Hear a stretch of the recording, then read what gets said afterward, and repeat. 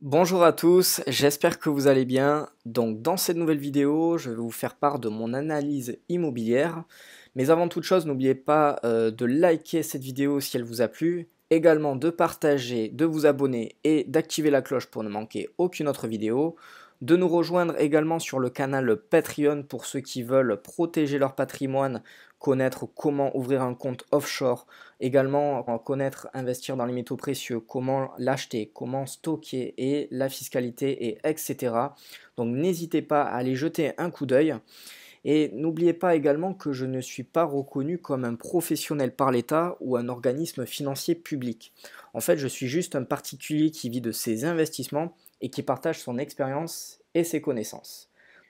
Donc avant toute chose, on peut voir que ce soit au sein de la France ou également au sein de l'Union européenne et même de l'Angleterre, actuellement investir dans l'immobilier, ça devient assez compliqué. On a une inflation qui est galopante, on a également les taux qui augmentent.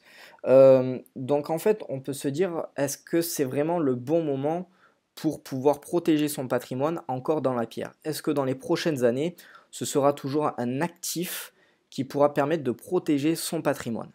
Alors, on va répondre directement au sujet, mais avant toute chose, je vais vous faire part un peu de mon état d'esprit dans cette situation qui est assez difficile pour que vous ayez le bon état d'esprit. Donc pour ceux qui ne me connaissent pas, en fait, je parle couramment le japonais et également je permets à ceux qui le souhaitent, je donne mes connaissances, je partage mes connaissances pour ceux qui veulent voyager ou comme moi, travailler également au Japon. Et en fait, il y a quelque chose que j'aime beaucoup dans la langue japonaise, c'est que le mot crise et le mot opportunité, c'est exactement le même mot. Je m'explique. En crise, c'est le mot kiki, et en opportunité, c'est Kikai. Et en fait, on peut se rendre compte que le kanji en commun, c'est Ki, et c'est en fait le moyen qu'ont les Japonais de se dire quand il y a une crise, il y a une opportunité à saisir derrière. Et c'est ça que j'ai envie que vous ayez comme état d'esprit, c'est de vous dire que certes, beaucoup de Français vont se faire rincer au niveau de leur patrimoine, mais qu'il va avoir des opportunités, donc quand je dis des opportunités, ça va être minime, et que vous devez être à l'affût de savoir quand est-ce qu'il faudra les saisir. Donc je vais vous donner mon point de vue sur comment je vais créer une opportunité dans cette crise. Donc je vais vous donner un point de vue, c'est celui qu'on a eu pendant la Révolution française en 1790. Donc il y a eu une nouvelle émission de monnaie qui est apparue, c'était les assignats. Et en fait, un bien immobilier qui coûtait à peu près, on va dire, 100 000 euros, et bien 6 ans plus tard, avec l'hyperinflation des assignats, on a eu en 1796 le même bien qui valait 10 000 euros. Alors vous allez vous dire, mais comment ça se fait? En fait, le bien, il a toujours la même valeur. Ce qui est la différence, c'est la monnaie qui fluctue pour acheter le bien. Donc les Français qui possédaient des assignats, ils n'ont pas vu la différence entre acheter un bien entre 10 000 euros et 100 000 euros. Il n'y avait aucune différence. La seule différence, c'était pour ceux qui avaient de l'or. Donc par exemple, un louis d'or, je vais vous donner son évolution. Donc en août 1795, donc un louis d'or valait 920 francs. Donc il fallait 920 bouts de papier pour acheter la pièce d'or. En septembre 1795, il fallait 1200 bouts de papier. En novembre 1795, 2600 bouts de papier. Décembre 1795, il fallait plus de 3000 bouts de papier. Donc en fait, on se rend compte que l'évolution d'un bien immobilier en fait va fluctuer en fonction de la masse monétaire qu'il y aura dans le système. Donc moi ce que je recommande et pour mon opportunité personnelle, c'est que je préfère investir dans l'or, amasser beaucoup d'or, c'est ce que je fais moi depuis plusieurs années. Et puis, le cours de l'or, lui, il augmente pas en fait. C'est l'étalon en fait, l'or. Donc en fait, seulement les bouts de papier, vous allez devoir en avoir beaucoup plus pour acheter la même pièce d'or. Et en plus, vu qu'on aura dévalué cette même monnaie papier, en fait, vous pourrez acheter des actifs à moindre coût.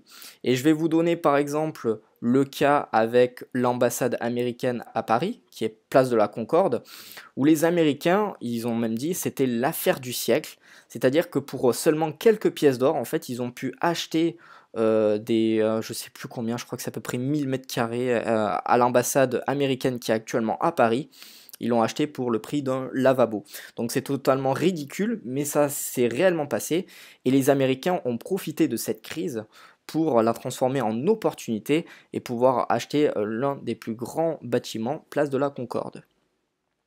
Donc moi, je vais vous dire personnellement, depuis février 2019, j'investis constamment dans l'or. Donc j'ai décidé en février 2019, quand j'étais en Angleterre, je me suis dit tous les mois, je vais mettre tant de pourcents et je vais acheter de l'or. Donc j'ai acheté à chaque fois des souverains, donc c'est à peu près le Napoléon britannique.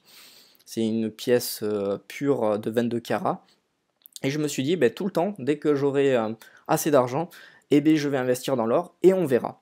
Et le résultat, ben, figurez-vous que ben, je ne me suis pas trompé sur mon investissement. J'ai fait plus de 50% en 5 ans. Donc l'or, lui, il a pris 50% en 5 ans, dont il a pris 20% les 6 derniers mois.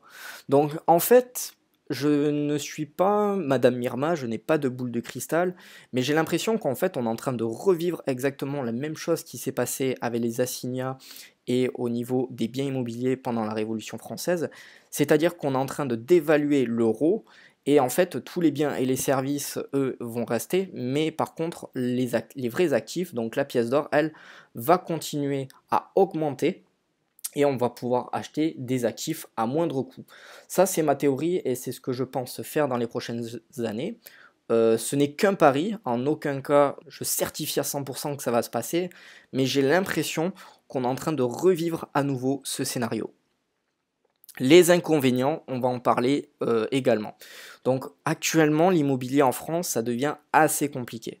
Les locataires ne payent plus les loyers parce que ben, ils ont plus assez d'argent, par exemple. Également, on peut avoir des squatteurs, donc ça c'est quelque chose que je trouve ça inadmissible, mais pourtant ça fait partie des lois françaises.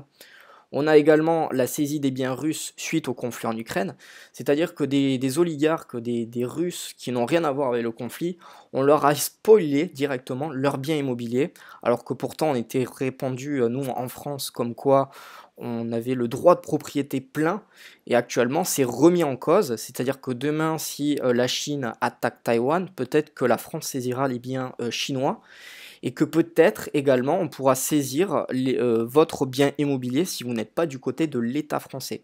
Donc ça devient assez dangereux. Également, on a des performances énergétiques qui sont mises au goût du jour, donc tout simplement pour l'écologie. Donc ça, c'est des choses qui étaient imprévues pour beaucoup de gens, donc ils veulent vendre leur bien immobilier, seulement il n'y a pas d'acheteur derrière. Pourquoi? Ben parce que les taux ont augmenté. Il y a également une hausse du chômage parce qu'il y a des entreprises qui ferment et même des entreprises qui se délocalisent à l'étranger, par exemple des boulangeries, etc. Donc en résultat, la conclusion c'est qu'il va y avoir des opportunités pour acheter de l'immobilier bon marché, je le pense, dans les prochaines années grâce avec de l'or par exemple. Également, on va avoir l'inconvénient, c'est que le poids de l'État dans l'économie est de plus en plus important, c'est-à-dire qu'ils veulent taxer de plus en plus de choses, les performances énergétiques, etc. Et on pourrait même se retrouver, je ne l'espère pas, aux taxations des fenêtres et des portes. Donc pour ceux qui ne savent pas, ça s'est déjà passé plusieurs fois dans plusieurs pays. En Angleterre, moi j'étais le premier. Je voyais par exemple des murs, des fenêtres embriquées, et je m'étais dit mais d'où ça vient? Et en fait c'était le roi Guillaume II ou Guillaume III, je ne me rappelle plus, en Angleterre, qui avait décidé de taxer les fenêtres parce que l'État il était en faillite.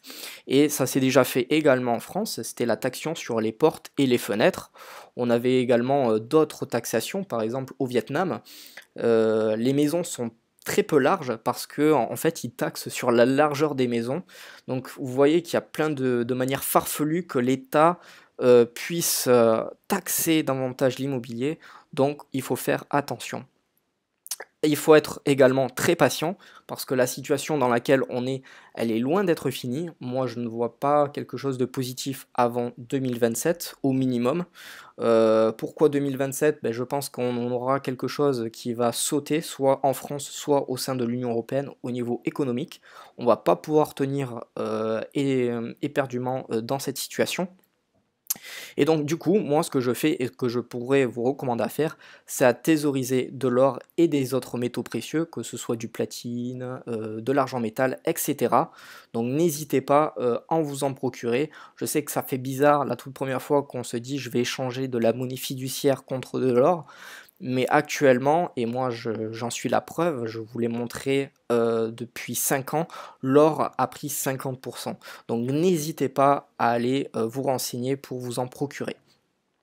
Pour ceux qui veulent en savoir un peu plus, mais j'ai mis également des livres, des ouvrages pour savoir comment investir beaucoup plus facilement dans l'or. Également le jeu financier pour savoir comment fonctionne la monnaie dette, que ce soit le dollar, l'euro, et comment s'enrichir par le biais de la dette, et également un livre pour comprendre les crises économiques, savoir que toutes les monnaies papier dans l'histoire ont fini par faire zéro, c'est-à-dire qu'elles ne valaient plus rien, et on est retourné à chaque fois sur un standard or.